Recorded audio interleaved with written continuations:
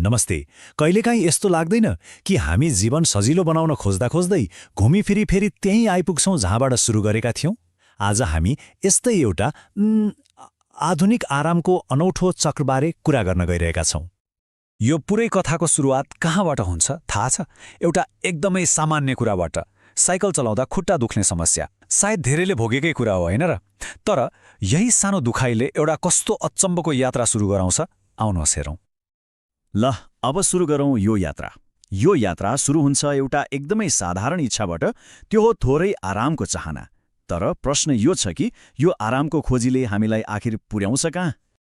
सबैभन्दा पहिलो समस्या त यही हो, साइकल चलाउँदा खुट्टा दुख्नु। यो त सामान्य कुरा नै भयो, होइन त? अनि यस्तो भएपछि के गरिन्छ? स्वाभाविक रूपमा यो दुखाइबाट कसरी छुटकारा पाउने भनेर उपाय खोजिन्छ। हो, अब सुरु भयो आरामको खोजी। र यही खोजीको क्रममा हेर्नुहोस् है, कसरी एकपछि अर्को गर्दै जीवनमा नयाँ अपग्रेडहरू आउन थाल्छन्। पहिलो अपग्रेड के भयो? साइकलको ठाउँमा आयो मोटरसाइकल। किन? किनकि खुट्टा दुख्थ्यो। ठिक छ, त्यसपछि मोटरसाइकल चलाउँदा ढाड दुख्न थाल्यो। अनि त्यसबाट बच्न के आयो? कार। हेर्दा त यो एकदमै राम्रो प्रगति जस्तो देखिन्छ, होइन? शारीरिक परिश्रमबाट सिधै पूर्ण सुविधातर्फको यात्रा। तर यहाँ एउटा गजबको कुरा के भयो भने त्यो पहिलो समाधान मतलब मोटरसाइकलले समस्यालाई पुरै समाधान गरेन। यसले त केवल एउटा दुखाइलाई अर्को दुखाइसँग साटिदियो। मतलब खुट्टाको दुखाइ त गयो, तर ढाडको दुखाइ सुरु भयो। ल अब ढाड दुख्ने समस्याको समाधान के होला त? पक्कै पनि अर्को अपग्रेड, कार। अब त लाग्यो होला यो नै अन्तिम समाधान हो, किनकि कारमा त कुनै शारीरिक दुखाइ हुने कुरै भएन। तर कथामा अब एउटा बिल्कुलै नयाँ मोड आउँछ। जब जीवनबाट सबै शारीरिक परिश्रम हटाइन्छ, तब त्यही आरामले नै एउटा सोच्दै नसोचेको परिणाम ल्याउन थाल्छ।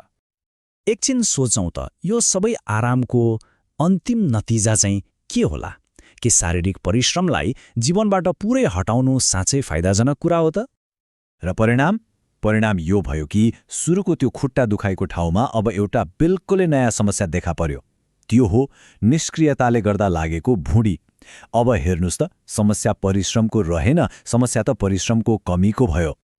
अब यो नयाँ स्वास्थ्य समस्या अर्थात् भुँडीको समस्या समाधान गर्नको लागि त एउटा बिल्कुलै फरक बाटो अपनाउनु पर्ने भयो। यो चक्र अब उल्टो दिशामा घुम्न थाल्यो। अनि त्यो समाधान के हो त?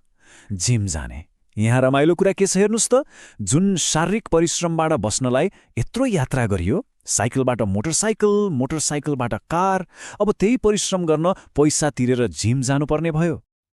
ल अब जिमभित्र पुगियो, त्यहाँ त्यस्तो कुन उपकरण होला जसले यो कथालाई अन्तिम मोड दिन्छ? अब यो कथाको चक्र पुरा आउन लागेको छ है। अनि त्यहाँ जिम ट्रेनरले सुझाएको समाधान के हो? एक्सर्साइज बाइक हो।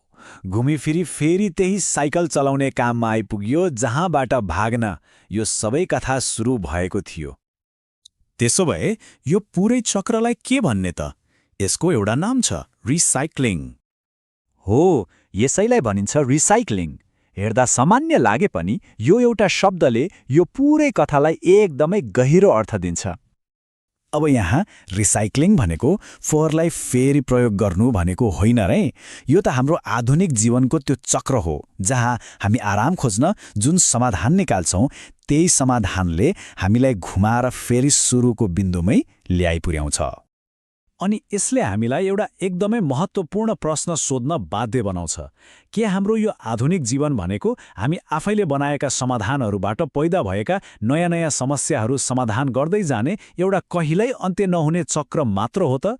एकपटक सोच्नुपर्ने कुरा छ है।